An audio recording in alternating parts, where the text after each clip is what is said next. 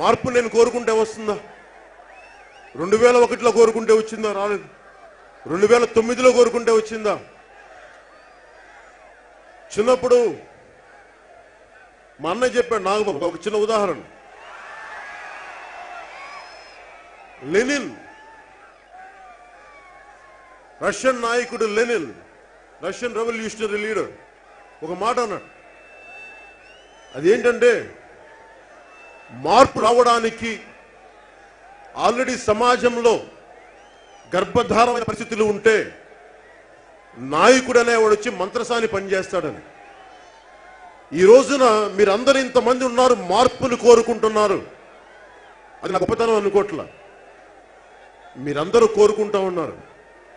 మీ గొప్పతనం, మీ మార్పును కోరుకుంటున్నారు కాబట్టి నేను ఈరోజు మీ ముందున్నాను తప్ప నేనేదో ప్రభావితం చేస్తే మీరున్నాను నేను అనుకోవట్లేదు. ఎందుకంటే నాయకులు ఎవరు కూడా మార్పుని కోరుకుంటే జరిగేది కాదు. కాలానుగుణంగా మార్పు వస్తుంది. ఋతువులు ఎలా వచ్చి వెళ్ళిపోతాయో మార్పు కూడా అలాగే వస్తుంది. ఇన్ని దశాబ్దాలు 80ల తర్వాత వచ్చిన ముఖ్యమంత్రి, అప్పటి ముఖ్యమంత్రి ఎన్టీ రామారావు గారు వచ్చినప్పుడు ఆయన సంపూర్ణమైన వయసులో వచ్చారు. 60 సంవత్సరాలు దాటిన తర్వాత, మనవాళ్ళు పుట్టిన తర్వాత అందరూ కోరుకుంటే ఆ రోజు మార్పుకి అలాంటి వ్యక్తి వచ్చారు.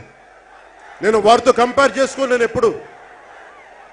నేను కోరుకుంటుంది, ఇంకా నాకు సూపర్ స్టార్డమ్ ఉండగానే ఎందుకు రాజకీయాల్లోకి వచ్చానంటే, ప్రతి రాజకీయ నాయకుడు మిమ్మల్ని ఎలా వాడుకోవాలి, యువతని, ప్రజల్ని ఎలా వాడుకోవాలి, ప్రజల్ని ఓట్ బ్యాంక్గా చూడాలి. ఇలాంటి పరిస్థితుల్లో యువతని వాళ్ళ భవిష్యత్తుకు వాడుకుంటున్నారు. కానీ మీ భవిష్యత్తు గురించి మాట్లాడే వాళ్ళు ఒక్కరు రాలా. నేను కోరుకుంది, మీరు చూశారు సినిమాలో, మీ భవిష్యత్తు బాగుండాలి. 25 సంవత్సరాలు భవిష్యత్తు ఇవ్వడానికి, నా భవిష్యత్తును వదులుకొని మీకు 25 సంవత్సరాల భవిష్యత్తు ఇవ్వడానికి నేను వచ్చాను ఇక్కడికి.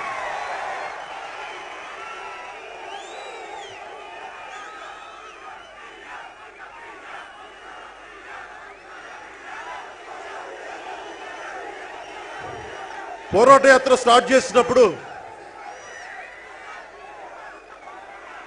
నన్ను ఎవరు నమ్మారంటే మీరు నమ్మారు.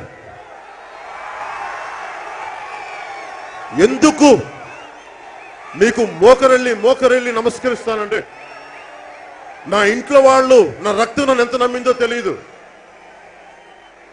బయట వాళ్ళు ఎంత నమ్మారో తెలియదు. నన్ను నమ్మిందల్లా ఇక్కడున్న నా అన్నదమ్ములు, మా ఆడపడుచులు. ఒక తల్లికి పుట్టలేదు మనం, ఒక రక్తం కాదు, ఒక కులం కాదు మనం.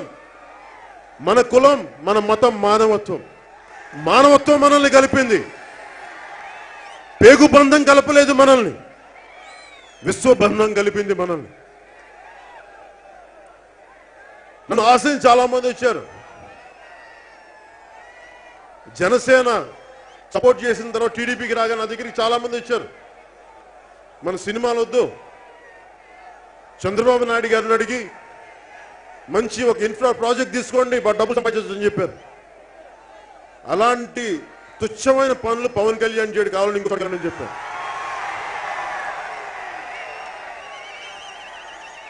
డబ్బు సంపాదనకి రాజకీయాల్లో నాకు అవసరం ఏంటి?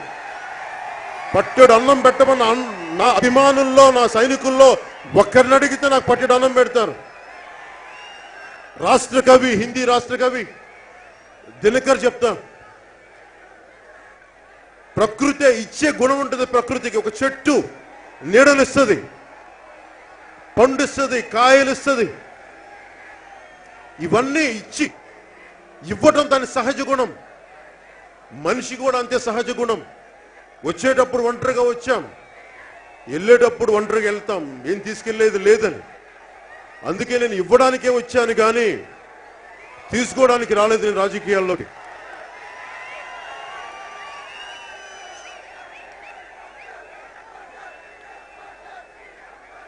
ఒకవైపు టీడీపీకి నేను ఆశించింది ముఖ్యమంత్రి గారి అనుభవం, చంద్రబాబు గారి అనుభవం రాష్ట్రానికి చాలా మేలు జరగాలని ఆశించాను. నేను రాజకీయాల్లో ఎవరు నాకు శత్రువులు ఎవరు లేరు. నాకు వైఎస్ఆర్సీపీ నాయకులు జగన్మోహన్ రెడ్డి గారు కానీ, తెలుగుదేశం నాయకులు ముఖ్యమంత్రి గారు చంద్రబాబు గారు కానీ, వీళ్ళెవరితో నాకు వ్యక్తిగతంగా విభేదాలు లేవు. వారితో నాకున్న విభేదాలు ఒక్కటే, మీరు ప్రజలకి సంపూర్ణమైన న్యాయం జరగనప్పుడు నేను మాట్లాడి తీరాలి. జగన్మోహన్ రెడ్డి గారి గురించి ఏదైనా మాట్లాడదామంటే, నేను వారిని పాలసీలు విమర్శిస్తే వారు నన్ను వ్యక్తిగతంగా విమర్శిస్తారు. నిజంగా నేను వ్యక్తిగతంగా వాళ్ళు విమర్శించే విధానం ఎలా ఉంటుందంటే, నన్ను ఇంకేం అనలేక ఈ దేశంలో ఉరిపడ్డ అత్యంత కిరాతకమైన హత్య చేసి దోపిడీ చేసిన వాళ్ళు క్షమించడానికి వీళ్ళందరూ వెనక మీరు క్షమించమని అడుగుతారు. కానీ పవన్ కళ్యాణ్ కూర్చోబెట్టి వ్యక్తిగతంగా 10 సార్లు తిడతా ఉంటే నన్ను క్షమించడానికి వీళ్ళు సిద్ధంగా లేరు. ఏం తప్పు చేశాను? 1000 కోట్ల ఆస్తులు దోచామా మీ దగ్గర? కులాల పేరు మీద మనుషుల్ని వేరు చేశామా? కుటుంబ పాలనలు చేశామా? మరి మేమేం చేశాం తప్పులు? నా వ్యక్తిగత జీవితంలో నా కష్టాలు నీకేం తెలుసు? ఆకాశహర్గంలో ఫ్లైట్లో తిరిగిన అభివృద్ధిని ఎక్కడ చూశానంటే,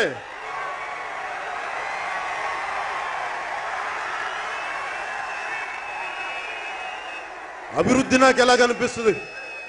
ఒక పవన్ కళ్యాణ్ జీవితం బాగుంటే బాగుంటుందా? పవన్ కళ్యాణ్ పిల్లలు బాగుంటే బాగుంటుందా? నేను పట్టేడు అన్నం తింటున్నప్పుడు షూటింగ్లో మూల ఎక్కడో ఆకలికి ఉండే వ్యక్తులు కనిపిస్తారు నాకు.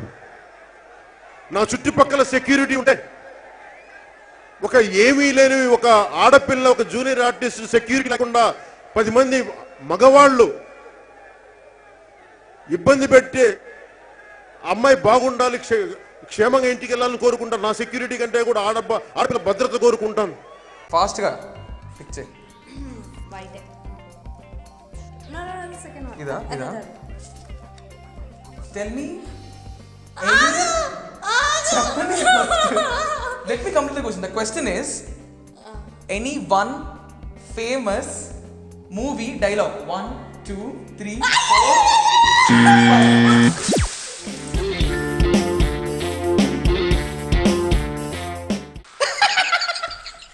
అప్పుడు కొడితే దిమ్మదిరి మైండ్ బ్లాక్ అవుతుందో వాడే ఏదో ఒకటి చెప్పేయాలి. It's too late, so I'm really sorry. నిజంగా ఏ ట్రైన్ అన్న తెచ్చావా?